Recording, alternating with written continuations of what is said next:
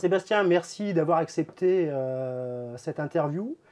En plus, dans un endroit qui t'est familier, parce que c'est ton atelier. Ton atelier, est-ce qu'on peut appeler ça un atelier ou plutôt une partie de ton cerveau? Alors, merci Polo pour cette interview, ça me fait très plaisir qu'on se voit. Euh, je m'appelle donc Sébastien Chevriot, je suis artiste, si on peut le dire, au sens large du terme. Je travaillé dans beaucoup de domaines de l'art.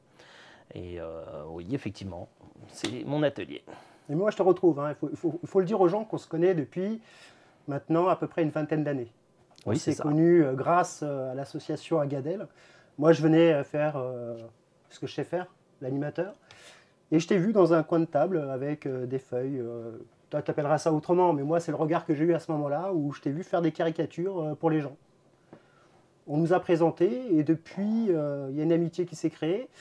Et je voulais quand même expliquer aux gens pourquoi je voulais à tout prix faire cette interview avec toi, parce que je t'ai vu, comme je viens de le dire à l'instant, j'appelle pas ça griffouiller, parce que tu diras pas ça, toi, parce que tu es un artiste, donc toi, tu appelleras ça autrement. Mais je t'ai vu sur un coin de table avec ton crayon, en train de faire des caricatures. Et à l'heure d'aujourd'hui, tu as déjà fait des BD, tu as écrit des livres. Est-ce que tu peux expliquer aux gens comment on arrive de faire un dessin sur un bout de table à ce que tu es maintenant, avec tout ce que je viens de dire à l'instant?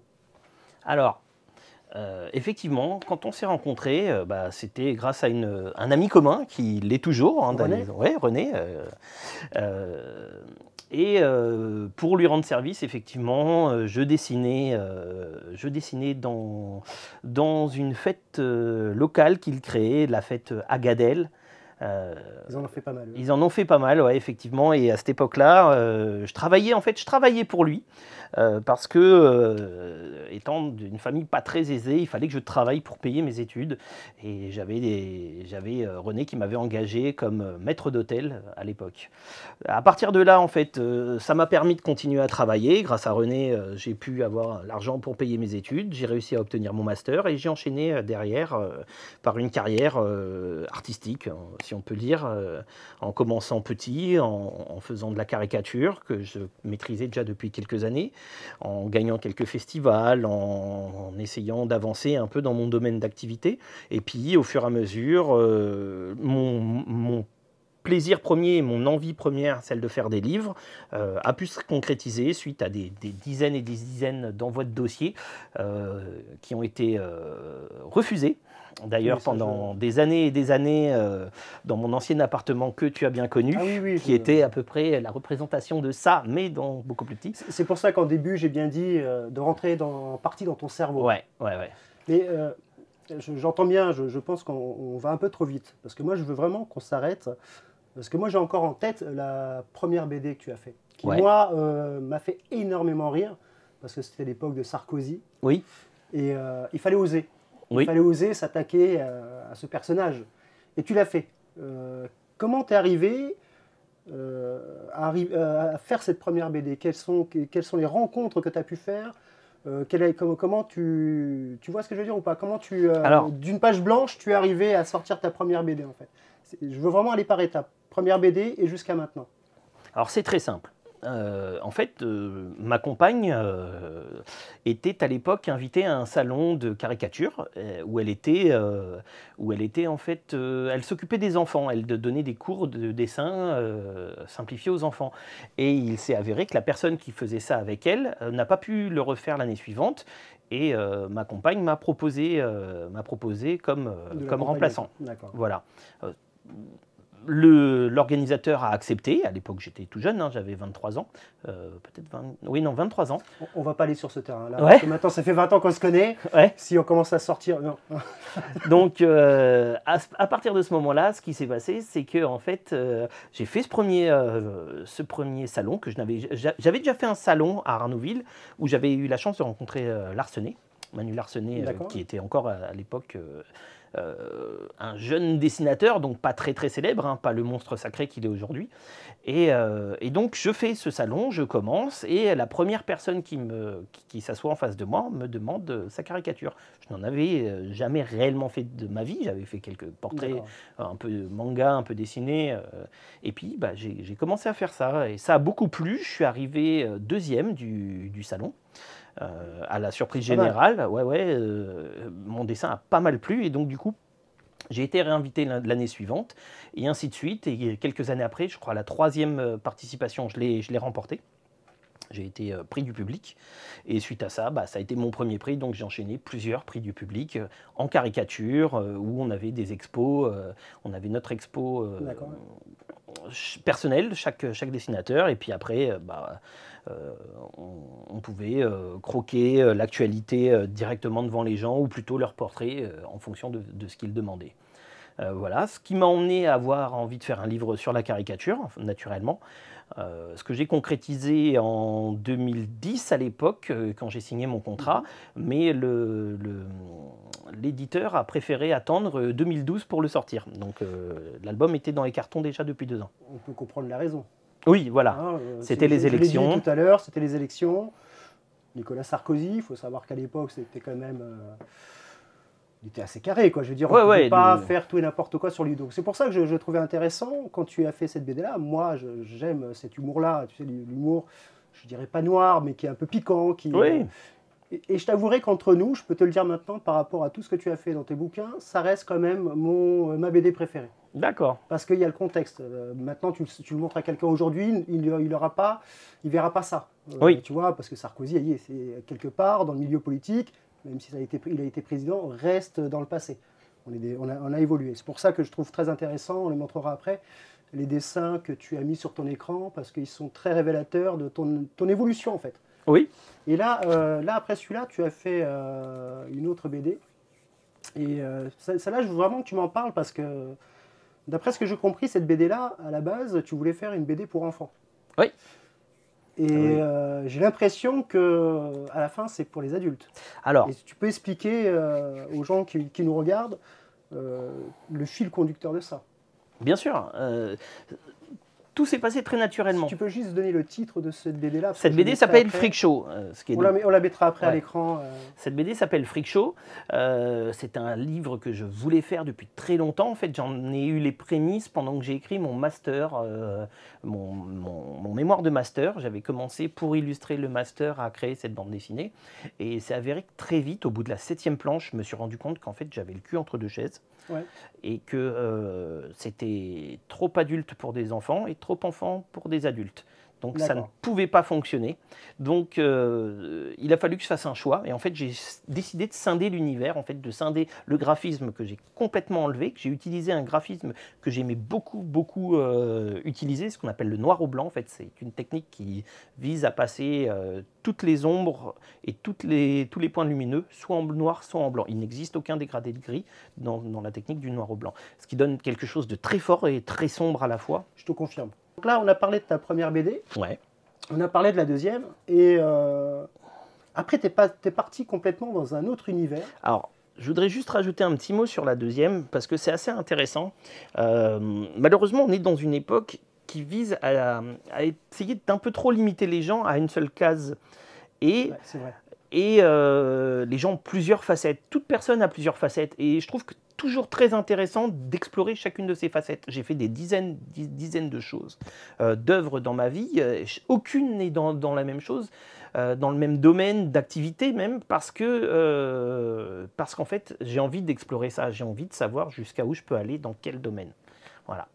D'accord. Je pense que c'est important d'essayer au moins de savoir qui on est et qu'est-ce qu'on peut faire. Et là, je te suis là-dessus. Parce que je pense qu'on n'est pas formaté que pour une chose, et que si on a tous les deux, parce que je pense qu'on a ce point-là en commun, c'est que quand on a des envies ou des passions, il ne faut pas hésiter à y aller, quoi. Parce que c'est passer à côté de choses superbes. Notre rencontre, donc moi, c'était par rapport à l'événementiel, c'est là que je t'ai rencontré. Toi, tu as rencontré René dans la restauration, comme tu disais, il fallait manger, hein, on ne devient pas artiste comme ça. C'est ça, puis même en tant qu'artiste, c'est déjà très compliqué. C'est très compliqué, il y a beaucoup de personnes sur le marché, donc il faut se démarquer des autres, et c'est pas évident. Mais on a ce mérite-là, et là je peux dire parce que dès qu'on se lance dans quelque chose, on va au bout des choses. Ouais. Et ça, les jeunes devraient comprendre ça, ce qui n'est pas le cas. Tu sais, vraiment de partir... Tu fais vieux, là. Je suis vieux, mon gars, je suis vieux en couple. On va la reprendre. Les jeunes. Mais c'est vrai. Ouais, t'as bougé. Je reconnais que je t'ai vieilli d'un coup. on va redevenir sérieux, Sébastien. Tu vois ce que je disais juste à l'instant, c'est que tu es parti des BD et après tu as fait des bouquins sur les conteneurs. Est-ce que tu peux m'expliquer comment on passe de BD à faire des livres sur les conteneurs? Alors en fait, le livre de conteneurs est arrivé bien avant la BD. D'accord. Il a même été réalisé avant la BD. En fait, c'est une histoire très, très simple. En fait, en revenant d'un festival de Tourcoing qu'on venait de faire avec ma compagne, et justement, j'avais gagné en plus le prix du public cette année-là, eh ben, on s'est dit que vu qu'on était déjà quasiment dans le Nord, on allait pousser un peu plus loin. On a été jusqu'à Amsterdam et on a vu Campus Conteneur de Adam Calkin, qui est le premier grand architecte à avoir remis le conteneur en avant. Ce bâtiment nous a beaucoup intéressés, parce que je pense être assez complet comme artiste, c'est-à-dire je m'intéresse à un peu tous les domaines de l'art, je ne me limite pas dans une chose, c'est-à-dire que j'ai fait un peu de cinéma, j'ai fait un peu de cinéma, de la vidéo, j'ai fait de la peinture, de la sculpture, du dessin, j'ai travaillé dans un peu tous les domaines qui se faisaient. T'aimes bien aussi un peu l'architecture, tout ça? L'architecture, beaucoup, et du coup, effectivement. Et la poésie, l'écriture, la littérature. Enfin, j'ai travaillé un peu vraiment dans tous les domaines qui peuvent être considérés comme des formes d'art. Donc on a été voir ce bâtiment et suite à ça, en fait, on a réalisé un dessin sur le blog de ma compagne qu'on avait créé à l'époque pour que... Je me rappelle de ce dessin. Voilà, le premier conteneur. Et en fait, on a été assailli de questions. Mais vraiment, c'était impressionnant. Le blog était un petit blog assez personnel où elle faisait un dessin par semaine d'intérieur, parce qu'à l'époque, elle travaillait dans le dessin d'intérieur.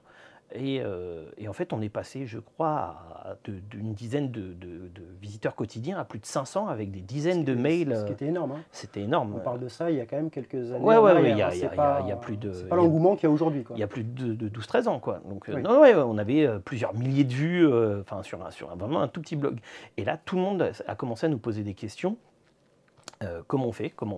Bah, on ne sait pas, on est comme vous, on ne sait pas. Donc, ce qu'on va faire, c'est qu'on va se renseigner.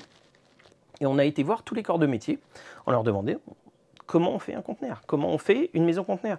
Et donc chaque corps de métier nous a expliqué, bon bah ça c'est faisable, ça c'est pas faisable. Et il s'est avéré qu'en fait la somme d'informations qu'on a réussi à récupérer nous a fait dire qu'on allait faire un dossier. Et puis on a continué à récupérer cette somme d'informations encore plus importante. Et je me rappelle, c'est une après-midi où on a été à la librairie Erol, où en fait on cherchait justement un livre, je crois, pour essayer de comprendre un domaine, je ne me rappelle plus lequel, mais lié au conteneur. Et on leur demande, et ils nous disent pourquoi ça vous intéresse. Enfin, on discute 2 minutes avec le libraire et on lui explique qu'on est en train de faire un truc sur les conteneurs. On fait, vous faites un truc sur les conteneurs, ça peut intéresser les éditeurs. Ils sont juste au-dessus, attendez, je les appelle. Ah oui, c'est vraiment fait comme ça, c'est vraiment une rencontre. Alors, il appelle l'éditrice, c'est l'éditrice qui dit bah, écoutez, ok, pas de problème, je vous vois demain matin. Pardon ? Ah oui, c'est vraiment... ouais, mais là, on n'a rien de prêt. Donc, du coup, on est rentré chez nous. On a travaillé jusqu'à 4h30 du matin pour essayer de préparer un plan correct. Bon, on est universitaires tous les deux. On a tous les deux notre master. Donc, faire des plans, faire des mémoires, c'est quelque chose qu'on sait faire. Mais quand même, on a travaillé jusqu'à 4h du mat. On livre notre plan à 10h. On arrive, on savait pas du tout comment on allait être mangé, hein, on débarque et en fait, elle avait, en fait, ce milieu-là. Voilà, elle avait déjà préparé les contrats en fait. Elle était là, Ah oui, à ce point-là. Ouais, votre livre nous intéresse. Enfin, elle a regardé 2 minutes, mais elle avait déjà les contrats à notre nom prêts. Ah, c'est énorme ça. Donc bon, elle a fait voilà, c'est pas les versions définitives, vous allez les recevoir par la poste, signer tout ça, mais là au moins vous pouvez déjà voir comment on travaille. Et donc là, quand elle t'a fait signer son contrat, on peut dire ça, parce que là tu t'étais couché à 4h du matin avec Élise, mais il y a un délai après pour rendre ton projet. On a eu même pas 3 mois. Ça fonctionne 3 mois. Ah oui. Ouais, même pas 3 mois. Ouais. Moi, je l'ai vu le bouquin, il est assez épais, donc c'est vrai qu'en 3 mois, c'est. Mais on c'est un avait sacré déjà, boulot, hein. ouais, T'avais déjà c'était anticipé. un énorme boulot. D'accord. Heureusement, on avait déjà énormément de notes, hein. C'est pour ça qu'elle était intéressée par D'accord. ce qu'on amenait. On avait énormément de notes, mais effectivement, pendant ces 3 mois, on a travaillé, comme quand on fait un master, hein, Ah ouais. toute la journée, toute la nuit, le plus longtemps possible. On a terminé sur les rotules. Et il y a eu un couac, je me rappelle, à la sortie du livre. En fait, je ne sais plus si c'est parce qu'elle est partie en congé maternité ou quoi que ce soit, mais il y a eu un couac, ça a duré quasiment 6 mois où le livre n'est pas sorti. Et alors, il était annoncé sorti. Ensuite, les gens se sont un peu fâchés sur Internet en disant bah, il ne vient pas, le livre est annulé, on ne comprend pas. Même vis-à-vis de vous, quoi. Vous pensiez comme c'était dans l'urgence, qu'il Ouais, fallait sortir vite et que 6 mois après, c'est toujours pas sorti. Mais c'est vrai que ça peut être frustrant, quoi. Voilà, et puis du coup, on l'a. Au moment où il était plus annoncé, il est paru.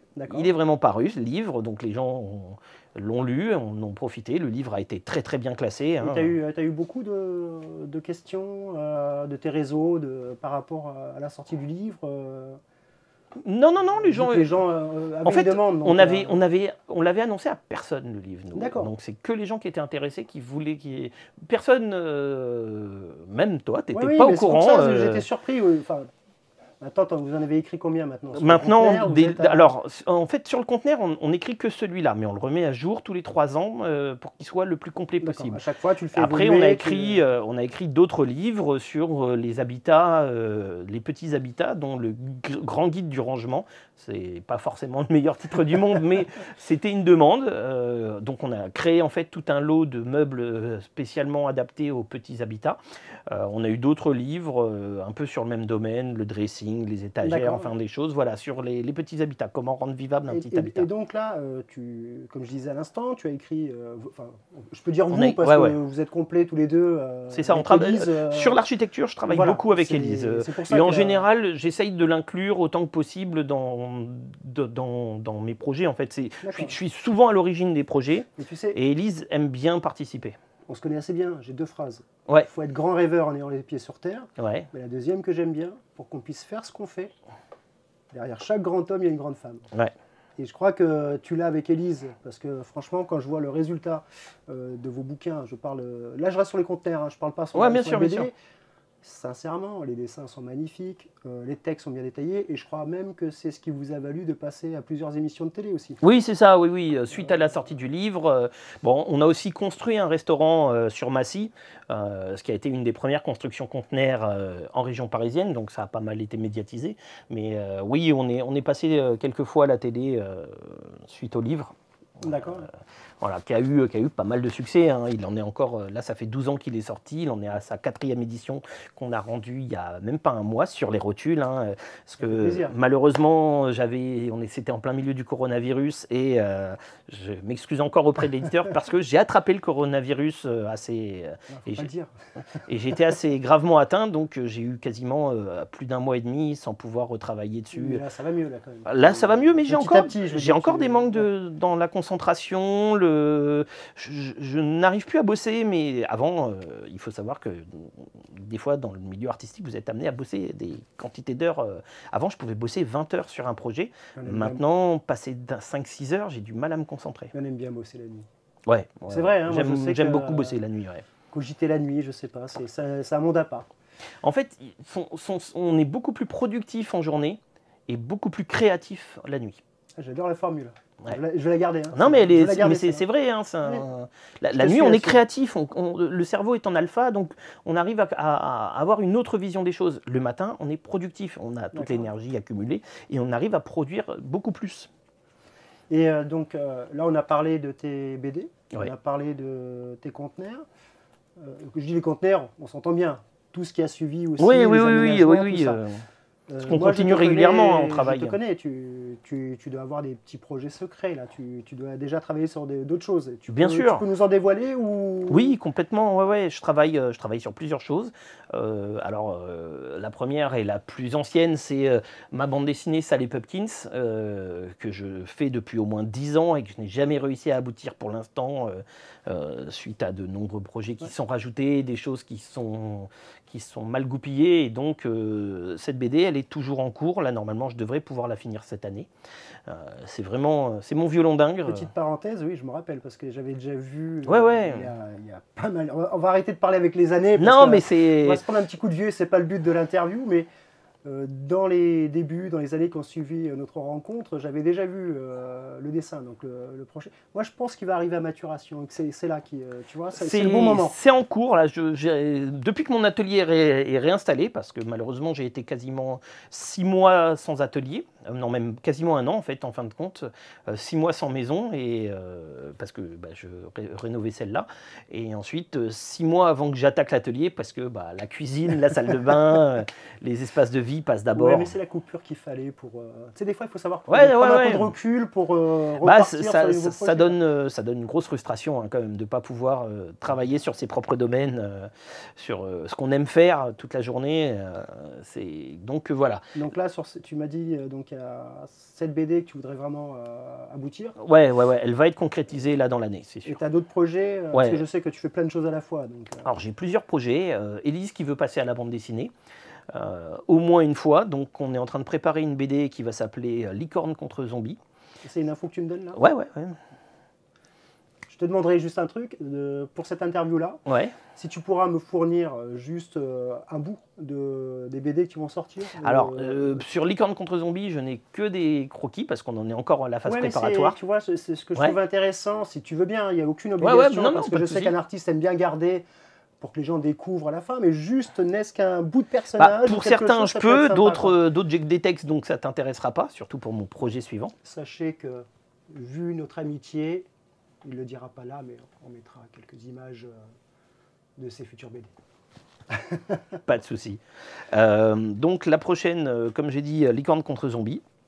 Un petit monde féerique rempli de licornes qui se retrouvent envahis par des zombies.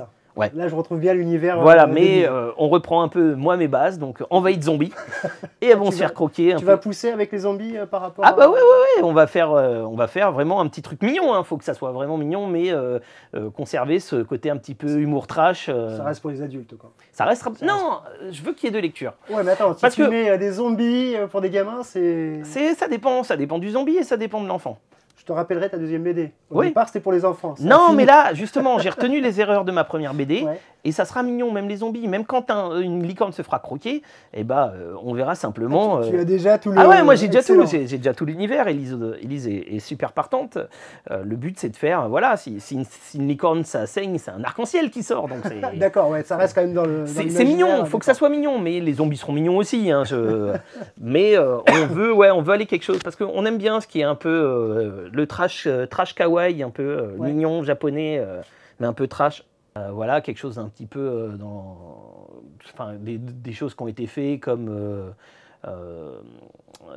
les super amis de la forêt, des petites choses comme ça, vraiment très mignonnes mais marrantes et un peu trash. Voilà, on devrait arriver à un petit univers un peu sympa. Donc ça va permettre à Élise d'enfin réaliser sa BD parce que bon, ça prend du temps faire une BD, c'est très très long, et voilà. Et en caricature, le prochain, c'est simple, c'est La vie de Léonard de Vinci en caricature. Ah oui, quand même. Donc, alors, c'est la base de mes études, hein, donc c'est un domaine que je maîtrise quand même pas trop mal. Avec ça, on va essayer d'apporter aux enfants, surtout. On veut que ça soit pas mal. Que ce soit ludique. Et, Voilà, ouais, on va faire aussi donc on va caricaturer aussi ses inventions. Essayer de faire des trucs en carton pour que les gamins puissent les monter. Enfin, vraiment, on veut que ça soit ludique et intéressant. C'est un tout autre domaine, là. Ouais, voilà, je fais ça avec un ami à moi, Simon Garcia. Fructueux aura une suite que j'attends depuis très longtemps de réaliser aussi, qui se passera à Venise pendant la mascarade. Donc, voilà, T'es très dans l'Italie quand même, hein. Léonard de Vinci, là... Le Quattrocento, hein, c'est la base de mes études. Hein. Moi, je suis étudiant en art, hein, voilà, donc j'ai suivi des études pour être historien d'art. D'accord. Ah oui, donc là, t'es complètement, avec la BD, tout ça, t'es complètement à l'opposé, quoi. Non, l'art, non. Tu sais, dans la tête des gens, l'art, c'est l'architecture, c'est... Non, la BD, c'est le 9e art. D'accord, donc tu vois, c'est vrai qu'on n'arrivait pas à classer la BD. Si, 9e art, là, depuis 1970. Tu m'apprends quelque chose. Ouais, si. Non, la BD fait partie de l'art, hein. Même si effectivement certains professeurs un petit peu rigides à la fac ne voyaient pas forcément les choses comme ça. On a eu la chance d'avoir un prof, justement, celui qui m'a apporté beaucoup de choses, Jean-Louis Chazela, qui lui a mis la BD en avant depuis longtemps. Et il a sorti des auteurs très célèbres de son cours, hein, donc, et d'autres d'ailleurs, à l'heure actuelle, je crois qu'on est quand même une bonne dizaine de dessinateurs qui sont sur le marché à l'heure actuelle et qui sortent de son cours, quoi. D'accord. Des professionnels qui en vivent, donc, ce qui est quand même plutôt pas mal. Et voilà, donc la bande dessinée, c'est ce que j'ai fait pour écrire mon master, était sur la bande dessinée en fait. Donc encore plein de projets en tête et de toute façon on va te suivre là-dessus. J'ai au moins, là dans l'année à venir, dans les 2 années à venir, j'ai au moins 6 livres à faire. Je pourrais pas, hein, ils vont sans doute être un peu étalés, mais en tout cas je vais travailler sur au moins 6 livres en même temps. Donc je t'avouerai qu'en faisant cette chaîne média, Ouais. c'est de parler d'artistes qui ont croisé ma route en fait. Ouais. Donc, tu en fais partie, comme les autres artistes à venir. Et le but aussi, c'est que si ça dure dans le temps et que ça se passe bien, que ça intéresse les gens de voir des artistes qui ne sont pas forcément qu'à la télé, mais qui sont connus, Ouais. qui sont connus par rapport à ce qu'ils font.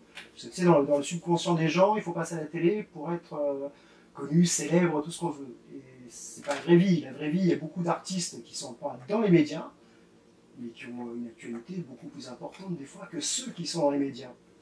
Donc moi, ça me fait... Bon, Sébastien, tu vas me parler aussi de Marciac, Terre de Jazz. Oui, c'est un livre qui est très important pour moi en fait, que j'ai eu la chance de faire il y a 4 ans maintenant, enfin 3 ans et demi, 4 ans, ouais, non 4 ans maintenant, ça avance le temps. Je l'ai fait avec, suite à un salon encore, parce que je fais pas mal de salons de caricatures, de bandes dessinées un peu partout en France, et là celui-là se passait à Marciac, qui est justement un lieu très important pour le jazz. Il y a le plus gros salon d'Europe, le plus gros festival d'Europe de jazz, où toutes les grandes stars sont passées. On voit les gens qui ont été dedans, c'est impressionnant. Voilà, donc on est invité en tant que caricaturiste au milieu de l'année, nous, en mai, et le festival de jazz a lieu en août. Et on arrive, on est invité, la ville nous reçoit, l'association locale nous permet d'avoir accès un peu justement au musée Marciac Territoire de Jazz, qui est un nom déposé, c'est pour ça qu'on n'a pas pu prendre le même. Donc on fait un tour dans ce musée, et là je vois des portraits de jazzman magnifiques, des photos vieilles, noir et blanc, des choses superbes, et je dis, il faudrait qu'on fasse un livre sur le jazz avec un ami caricaturiste, Robert Justin. Voilà, donc j'en parle à un autre de mes amis, très proche, Simon Garcia, avec qui on a déjà pas mal travaillé ensemble, enfin on travaillait déjà ensemble, et là je lui dis, viens on le fait, donc on va voir celle qui s'occupe de l'association, Marité, et on lui dit, bah voilà, on va te faire un livre sur le jazz, est-ce que tu es intéressé? Elle ne me connaissait pas, elle m'a invité pour la première fois, donc elle me dit oui, mais sans... Tu l'as pas senti emballé plus que ça? Ah si, mais elle croyait pas forcément, je sais pas si elle pensait que j'allais y arriver, parce qu'après tout, j'étais un gamin qui proposait un projet comme ça, un peu dans le vent. On avait fait un peu les comptes tout le week-end, comme dans tous les festivals, donc c'était pas sûr qu'elle me croie sérieux. 3 semaines après, je lui envoie un dossier dessiné par Simon, écrit par moi, en disant voilà, tu vas voir le maire, tu lui donnes ça et tu lui dis voilà, on veut faire un livre, est-ce qu'on peut avoir le budget pour? Le maire, moyennement partant, accepte quand même de contribuer. L'association contribue énormément, d'ailleurs on les remercie énormément parce que c'est eux qui ont vraiment porté le projet à bout de bras. Au passage, on récupère un autre de nos collègues, grand fan et spécialiste de jazz, Tassuad, Jacques Dossa, qui malheureusement est décédé à la fin du livre, qui a même pas eu le temps de voir le succès que le livre est devenu, parce que ça a été un très beau succès. Le jazz en BD, il n'y en a pas beaucoup qui vont dans ce sujet-là. Moi, je n'ai pas souvenir d'avoir eu. J'adore le jazz. Et là, la caricature, ça a beaucoup plu. Beaucoup de jazzman ont eu leur portrait, ont été très touchés de recevoir leur portrait, parce qu'on leur a donné à chacun en 50 par 70. Voilà, plus le livre dédicacé. On a pu voir des légendes du jazz, du funk, qu'on a eu la chance de rencontrer en privé, avec qui on a pu discuter. C'était des expériences magnifiques. Et malheureusement, Jacques n'a pas pu participer à tout ça parce qu'il est décédé d'un cancer avant le succès du livre. Mais c'est lui qui a contribué au texte, à 92%. J'ai un autre ami, Et Hermano, ce qui est important, ce qui est important pour cette BD-là, quoi. C'est pas une BD, c'est... Ouais, mais on a la sensation de la BD du fait qu'il y ait encore la caricature. C'est vrai qu'on a du mal. Je parle en tant que personne qui n'est pas initiée, qui n'est pas dans les rouages de la caricature, où on regarde, au premier abord on pense à une BD, parce qu'il y a toujours cette image de BD, il y a toujours un dessin. C'est ça.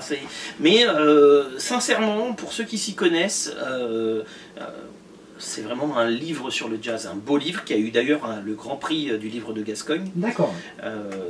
Les textes sont magnifiques, et ils apportent énormément de choses, il y a beaucoup d'anecdotes inconnues, même un grand expert de jazz découvre des choses en le lisant. Et surtout, si vous ne connaissez rien en jazz, vous le lisez, vous pouvez vous la péter derrière. Parce que si vous êtes capable de le citer, vous passerez pour un connaisseur. C'est une petite bible du jazz. Oui, voilà, en fait, une petite bible de Marciac, parce que l'une des règles, c'était que chaque jazzman qui soit passé, pour être dans le livre, faut être passé à de la... Ouais, mais vu le livre, vu les noms qu'il y a dedans, il y en a un paquet qui sont passés. Il y en a un paquet qui sont passés. Seb, moi je te remercie énormément d'avoir accepté une des premières vidéos pour ma chaîne Pums TV 31. On va clore cette interview. Comme tu sais, j'aime avoir tes livres ou tes BD dédicacés. Ouais. Je pense que tu m'as tellement bien vendu le jazz, et j'adore vraiment la musique, la culture jazz. Donc on part à la dédicace? Ouais, pas de problème.